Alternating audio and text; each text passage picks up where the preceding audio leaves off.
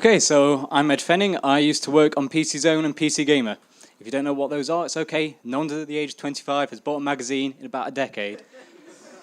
Do you ever see something you've made and you think it was a really good idea at the time, and now you're not so certain?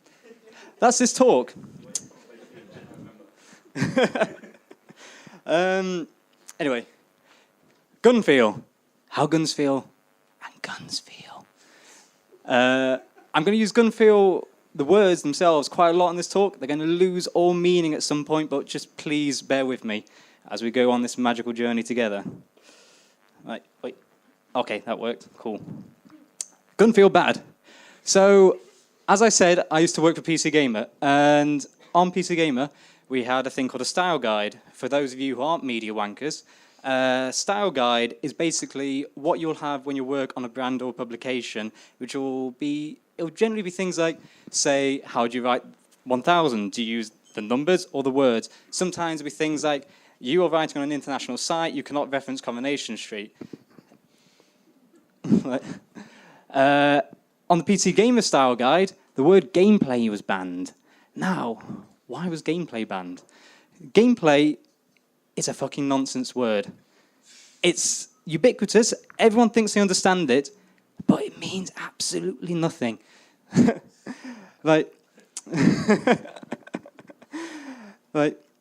So, why was it banned? Because it's lazy.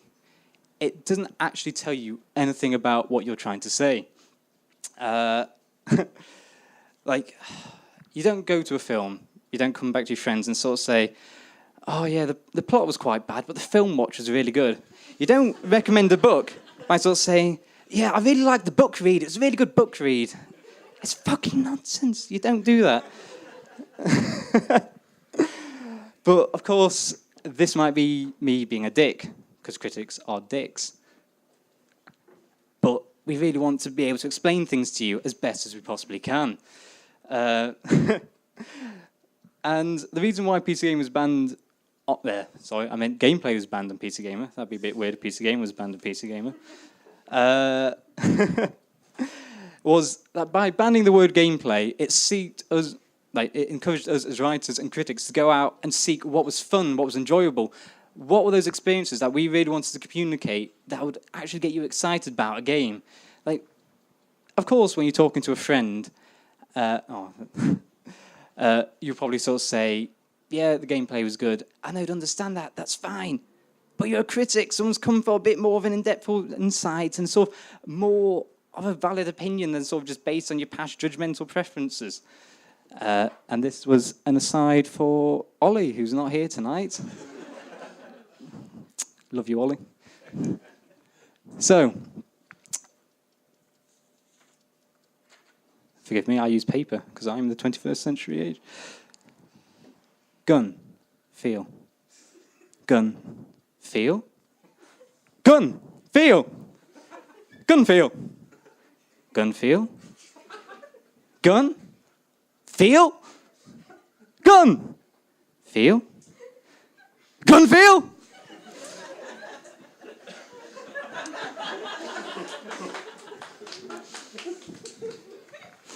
This is why I waited for you all to be a little bit sozzled for this talk. So, when we describe a game as having good gun feel, it's a thing that's also universally understood, like gameplay.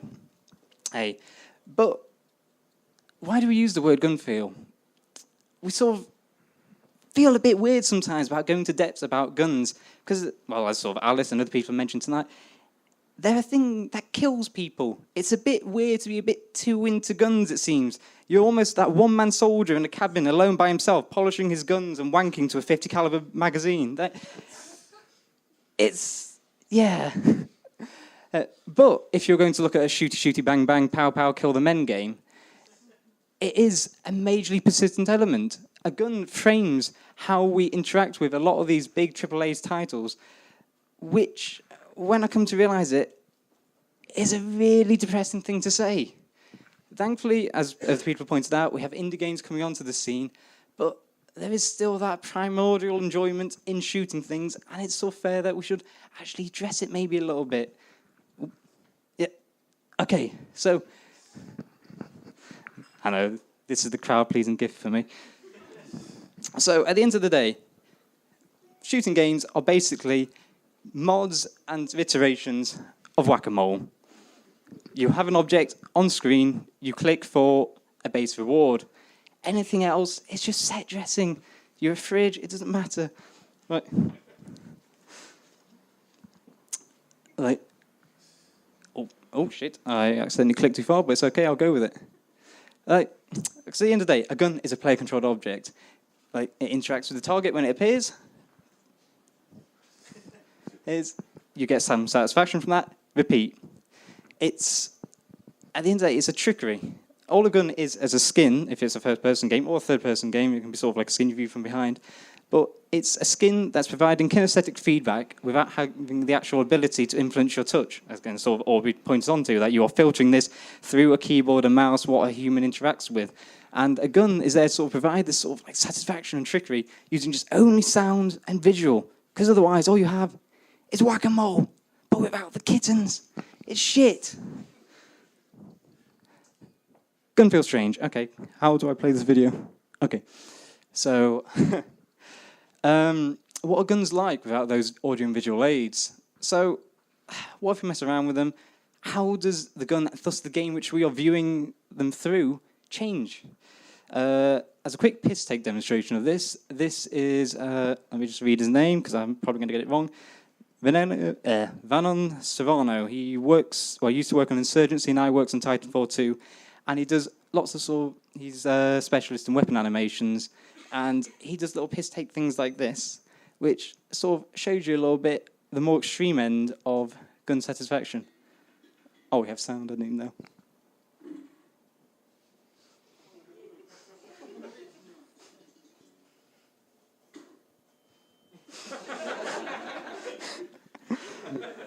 Yeah.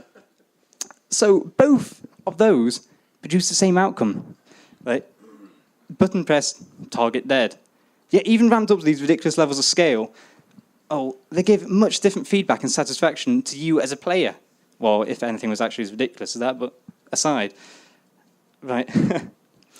And what I'm going to call that sort of like feedback and satisfaction is kinetic emotion. Because why not? It sounds fancy. Which, okay, I need to click off that, and then that should be gun feel emotion. So we've established that guns make you feel emotion through mild trickery. But what about the most important aspect we've been overlooking so far?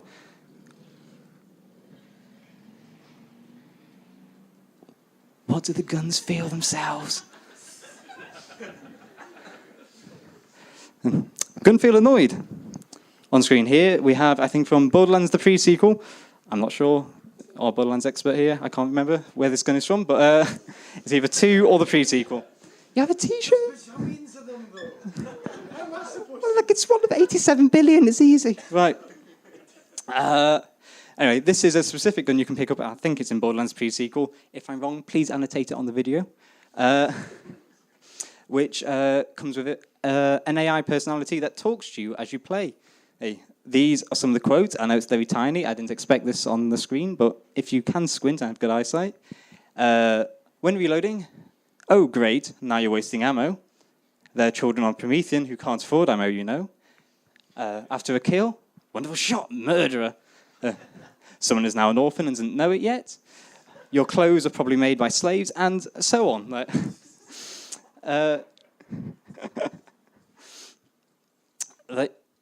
This opens up the world of a self-aware gun that greatly dislikes being a gun. And how does that make it feel? I think it makes it feel annoyed. It also dislikes the player's agency over them. Moving on to player agency over the gun. Gun feel gooey. This weapon is a very high-res model, but of what's called the Hive Hand or Hornet gun from Half-Life, which is a biological weapon which shoots hornets. So far, so little feels.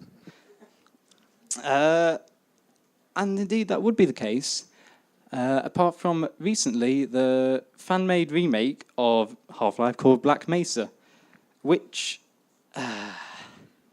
when you pick up the weapon, it is suddenly a stage of this. This is Gordon Freeman, PhD, physicist. This is first encounter with alien life. Gordon Freeman is the first man to encounter this alien life. Gordon Freeman, and I think most animal husbandry experts will sort of attest to this, these are not udders. This is most definitely an anus. Gordon Freeman, PhD, on meeting alien life for the first time, inserts, and from there, we can only assume that any firing of this weapon is of Gordon Freeman milking the prostate. I don't know how that gun feels.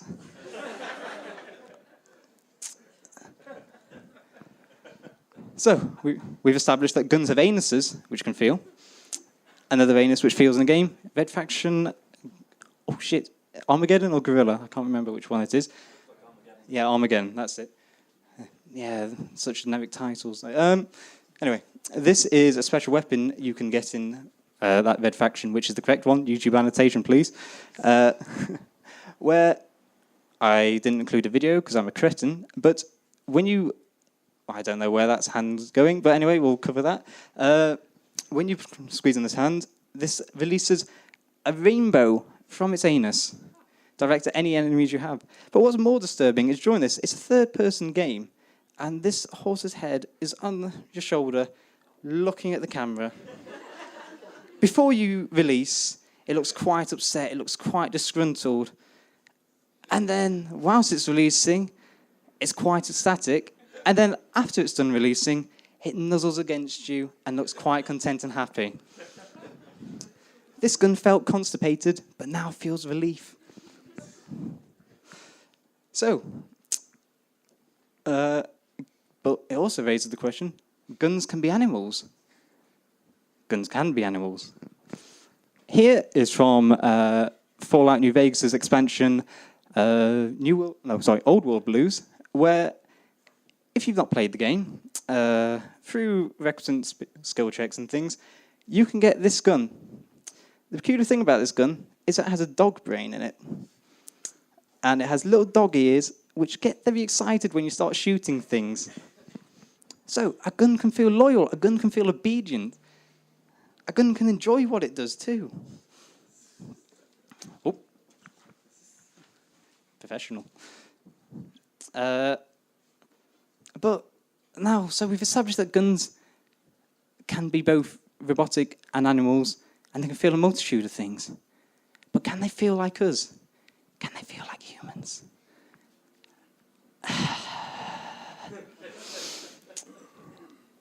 For those who don't know, in 2009, a remake of the classic series Bionic Commando was released. It was a fairly standard game. There's nothing too exciting about it. Basically, the plot of this game was you have arm which is good at grapple and punching things. There's a man who tells you, I want you to punch and grapple over there. You say, I don't want to punch and grapple over there. He says, well, if you punch and grapple over there, I can tell you where your wife is. And so you go and punch and grapple over there. So far, so lazy Sunday video game plot. And it's sort of acceptable. It's fine if you go play this game. Nothing. Right up until the very end, where, unsurprisingly, the person who was telling you to go and shoot and grapple things against your will turns out to be the bad guy. And in a not-so-surprising twist, he reveals that, your wife's dead. And then, more surprisingly, he reveals your wife's alive. Where? Kind of. Where's your wife? Your wife is your arm. What? Yes, in the Bionic Commando universe, their lore, as it were, bionics only work to the maximum capacity when they have a human brain inside them for some reason. And that human brain has to feel close or love the person that it's attached to. This arm is fucking mute throughout the entire game, by the way. This arm does nothing but grapple and punch things and grapple again. And, it's so stupid. Like, it's a game where the female agency has literally been devolved to being a tool for the man to use and be entirely silent throughout it. I don't understand it. But 2009 was a different time, hey? It's only 7 years ago. It's impossible to know how your grappling gun feels about it, but I imagine if I was attached to my partner as a mute device of... I don't even know how I'd react to that. But anyway, in this very, very informative talk, we've learned that gun feel is a bad word we probably shouldn't use. Guns are more important than you might think. It's rare for guns to feel, but really, it'd be nice to see if we could see some more guns that weren't complete shit. Thank you. Anyway.